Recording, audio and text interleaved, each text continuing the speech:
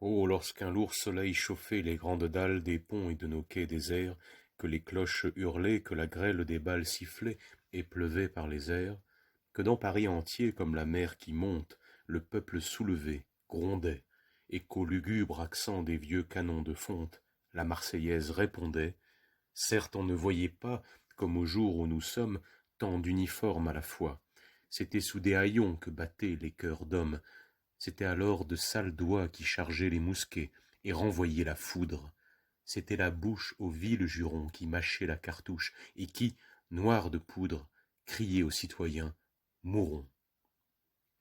Quant à tous ces beaux fils aux tricolores flammes, aux beaux linges, aux fracs élégants, ces hommes en corset, ces visages de femmes, héros du boulevard de Gand, que faisaient-ils, tandis qu'à travers la mitraille et sous le sabre détesté, la grande populace et la sainte canaille se ruaient à l'immortalité?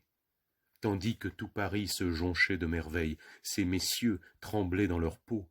pâles, suant la peur, et la main aux oreilles, accroupis derrière un rideau.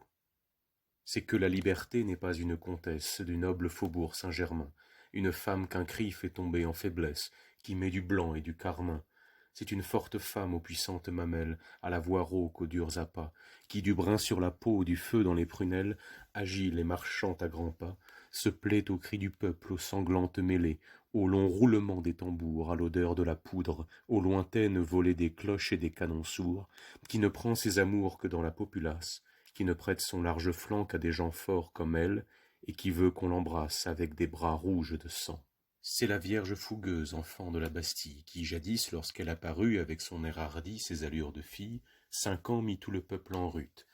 qui plus tard, entonnant une marche guerrière, lasse de ses premiers amants, jeta là son bonnet, et devint vivandière d'un capitaine de 20 ans. C'est cette femme enfin qui, toujours belle et nue, avec l'écharpe aux 3 couleurs, dans nos murs mitraillés tout à coup reparut, vient de sécher nos yeux en pleurs, de remettre en 3 jours une haute couronne aux mains des Français soulevés, d'écraser une armée et de broyer un trône avec quelques tas de pavés. Mais, ô honte, Paris si beau dans sa colère, Paris si plein de majesté dans ce jour de tempête où le vent populaire déracina la royauté,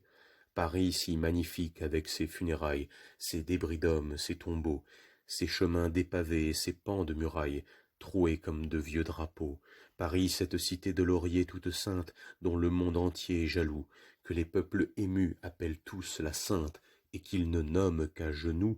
Paris n'est maintenant qu'une sentine impure, un égout sordide et boueux, où 1000 noirs courants de limons et d'ordures viennent traîner leurs flots honteux, un taudis regorgeant de faquins sans courage, d'effrontés coureurs de salons qui vont de porte en porte et d'étage en étage, gueusant quelques bouts de galons,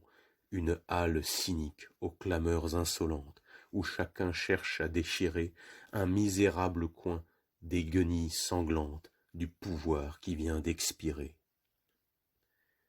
Ainsi, quand, dans sa bauge aride et solitaire, le sanglier frappé de mort est là tout palpitant, étendu sur la terre, et sous le soleil qui le mord, lorsque blanchi de bave et la langue tirée, ne bougeant plus en ses liens, il meurt, et que la trompe a sonné la curée à toute la meute des chiens, toute la meute alors comme une vague immense bondit,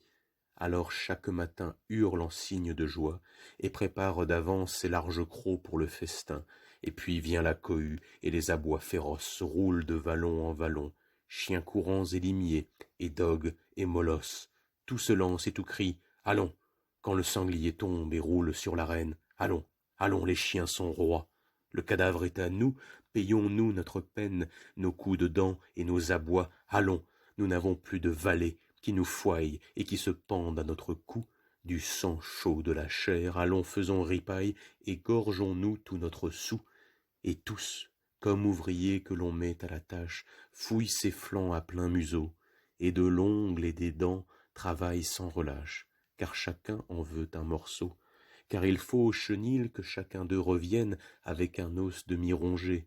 et que, trouvant au seuil son orgueilleuse chienne, jalouse et le poil allongé, il lui montre sa gueule encore rouge et qui grogne, son os dans les dents arrêtées, et lui crie en jetant son quartier de charogne, voici ma part de royauté.